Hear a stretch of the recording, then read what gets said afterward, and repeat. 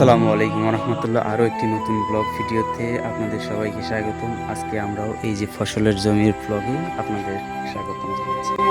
গত রাতে ঝড়ো হওয়া হয়েছে প্রচণ্ড, কিন্তু বৃষ্টি কম হওয়ার কারণে হালকা পাতলা গাছপালা একটু হেলেছে।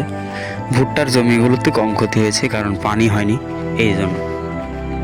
আমরা এখানে রসুন লাগাইছি মোটামুটি 3 বিঘার মতো, ভুট্টা লাগাইছি 10 কাঠার মতো। এই 2 বিঘা জমি চাষাবাদ করছি। পুরি কিছু ভুট্টা আছে, কিন্তু এগুলা বেশি একটা ভালো হয় নাই।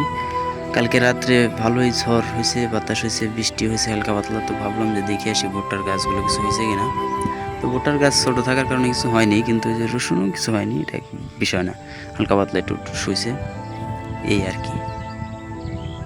আমরা একই জমিতে রসুনের পাশেই ভুট্টা আর আপনার পেঁয়াজ, ভুট্টার জমিতে পেঁয়াজ আর আলু লাগাইছি। চলুন দেখি আমাদের আলু কেমন হয়েছে আর পেঁয়াজের গাছের কী অবস্থা। পেঁয়াজের চারা লাগানো হয়েছিল, ঠিক আছে। মাশাআল্লাহ, আমাদের ভুট্টার গাছগুলো ভালোই বড় বড় হয়েছে, কিন্তু এই যে পেঁয়াজের চারা লাগাইছিল বেশি একটা ভালো দেখা যাচ্ছে না। এগুলো কবে হবে বুঝতে পারতেছি না। মাশাআল্লাহ, কত সুন্দর পেঁয়াজের ফুল হয়েছে, দেখতে পাচ্ছেন? ও নো, এখান থেকে পেঁয়াজের বিচন হয়, মানে এই ফুলের মাথায় যে ছোটো ছোটো বিচি হয়, এর ভিতর থেকে এই বিচি থেকে পেঁয়াজের চারা বুনলে ওইটা যে পেঁয়াজ হয় ওইটাই একদম অরিজিনাল পেঁয়াজ হয়, ঠিক আছে।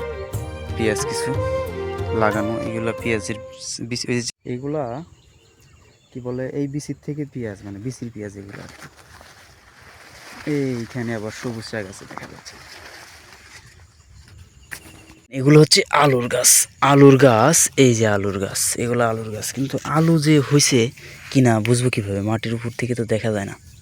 এই যে আলু লাগাইছিল এখানে, এই যে আলুর গাছ এই দিক দিয়ে, কিন্তু এই যে ড্যাঙ্গা না সবুজ শাক এত বড় হয়েছে পা। যাই হোক, আলুগুলা মাটির নিচে নামছে মনে হয়।